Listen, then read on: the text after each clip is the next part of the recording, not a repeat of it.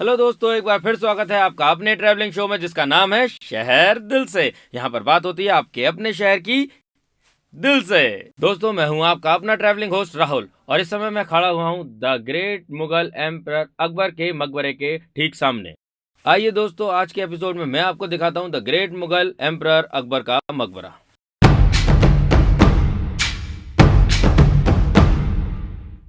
लाल पत्थर की बनी इस खूबसूरत इमारत का निर्माण the great Mughal emperor Akbar ने सन 1603 में कराया था, लेकिन 1605 में अकबर का इंतकाल हो गया और इसके बाद उनके बेटे जहांगीर ने उन्हें यहाँ दफन करवा दिया और सन 1611 में इस इमारत को पूरा बनवा दिया गया। मुख्य इमारत की तरफ चलते हैं तो राइट हैंड साइड में एक बिल्डिंग आती है जिसका नाम है कांच महल। आइए दिखाते हैं। दोस्तों, इस समय मैं खड़ा हुआ हूँ कांच महल के सामने। दोस्तों, इस कांच महल में कहीं भी कांच नहीं लगा हुआ है, लेकिन इसकी खास बात यह है कि जब भी सूरज और चांद की रोशनी पड़ती है तो ये कांच की तरह चमचमाता है। ऐसा कहा जाता है कि अकबर के बेटे जहांगीर हर जुमे की रात यहाँ आते थे अपने पिता अकबर के लिए फातहा पढ़ने, और इसी बीच वो यहाँ कुछ देर आराम भी करते थे। तो ये एक तरह से उस समय का गेस्ट हाउस यानी आराम घर हुआ करता था।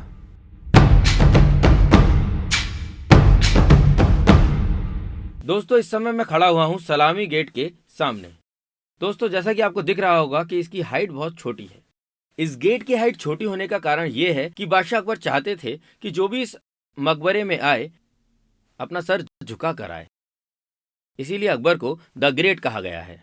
सन 1580 में बादशाह अकबर ने एक मजहब बनाया था जिसका नाम था दीन ए इलाही। इस मजहब का मकसद था कि सब लोग मिलकर देश को चलाएं, यानी हिंदू, मुस्लिम और ईसाई सभी धर्म बराबरी के सम्मान के हकदार हैं। इसी का एक नज़ारा किले के मुख्य दरवाजे के आसपास जड़े इन रंग बिरंगे पत्थरों में दिखता है, जहां हिंदू, ईसाई, इस्लाम और जैन धर्म की कला की नक्काशी देखने को मिलती है। किले के अंदर और समाधि के आसपास जो बाग दिख रहा है उसे बाहिस्ता बाग कहा जाता है। इस हरे भरे बाग में आपको फलों और फूलों से सुशोभित पेड़ों के साथ साथ कई तरह के पक्षी और हिरन भी देखने को मिलते हैं।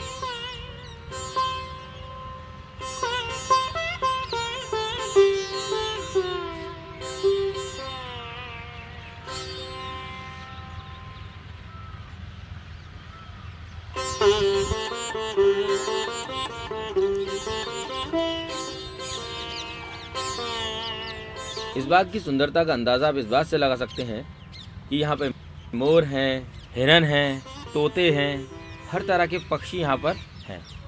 देखिए, मेरे पीछे आपको मोर नज़र आ रहा है। ये जो पूरा मकबरा है अकबर टोम जो वो लगभग 150 एकड़ में बना हुआ है। इसके 4 गेट हैं, उत्तर, पूरब, पश्चिम और दक्षिण। दोस्तों, इस समय हम जहाँ खड़े हुए हैं मेरे पीछे आपको नज़र आ रहा है ये दक्षिण द्वार है, और बिल्कुल सेम टू सेम बाकी 3 गेट्स और बनाए गए हैं जो कि डमी गेट्स हैं। ऐसा कहा जाता है कि दुश्मन फौज को चकमा देने के लिए उन्होंने ऐसा बनवाया था। किले के बीच में करीब 25 एकड़ में ये मकबरा बना हुआ है। कहा जाता है कि अकबर ने हिंदू, मुस्लिम और क्रिश्चियन 3 धर्म की रानियों से शादी की थी। इसीलिए अगर आप इस मकबरे का मुख्य द्वार देखेंगे तो आपको कहीं ना कहीं इस बात में सच्चाई नजर आएगी। सबसे ऊपर जो छतरी है वो राजस्थानी ढंग में नजर आती है, और बीच में जो प्लस के डिजाइन्स हैं वो ईसाई धर्म का प्रतीक है, और जो दरवाजे की मीनारें हैं वो मुस्लिम धर्म को दर्शाती हैं।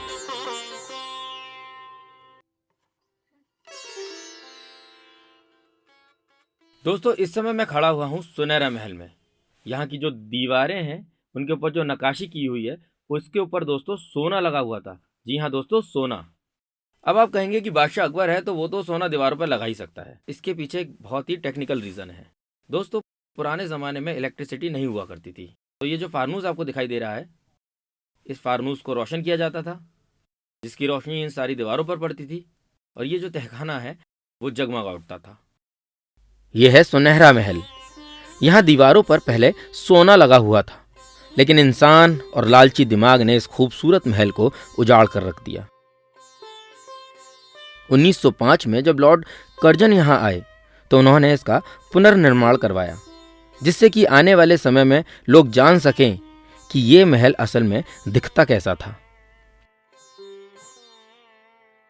अभी हम जिस तहखाने के सामने खड़े हुए हैं, इस तहखाने का रास्ता जाता है द ग्रेट अकबर के मकबरे तक। अंदर कैमरा ले जाना अलाउड नहीं है, इसलिए हम आपको यहीं से दिखाने की कोशिश करते हैं। इस तहखाने में अंदर जाने के लिए आपको इस ढलान से होते हुए जाना होता है।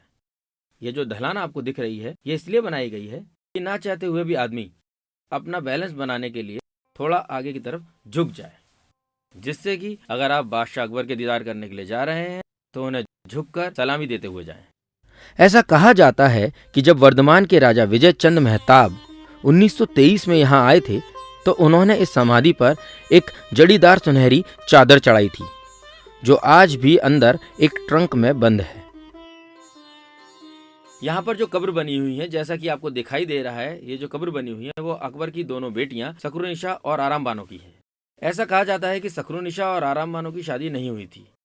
इसका कारण ये था कि मुगलों में बेटियों को कहीं पर भी बाहर शादी करने की इजाजत नहीं थी, वो अपने रिश्तेदारों में ही शादी कर सकती थी। अगर उनको अपने से ऊपर या कोई सुयोग्य वर नहीं मिलता था तो वो कुंवारी रहती थी। इस कब्रगाह में लगभग 44 लोग दफन किए जा सकते थे, लेकिन आए सिर्फ 4 ही लोग। दोस्तों, इस जगह की एक खास बात और है कि अकबर चाहते थे कि उनके खानदान के जितने भी लोग हैं वो मरने के बाद इस कब्रगाह में ही दफनाए जाएं। इसलिए उन्होंने उनके दफन करने के लिए पहले से ही कब्रों का अरेंजमेंट कर दिया था। आइए मैं आपको दिखाता हूँ। ये जो पत्थर आप यहाँ देख रहे हैं, ये अंदर से हॉलो है, यानी कि बस इन पत्थरों को हटाने की देर है और आपके सामने एक बनी बनाई कब्र आ जाएगी।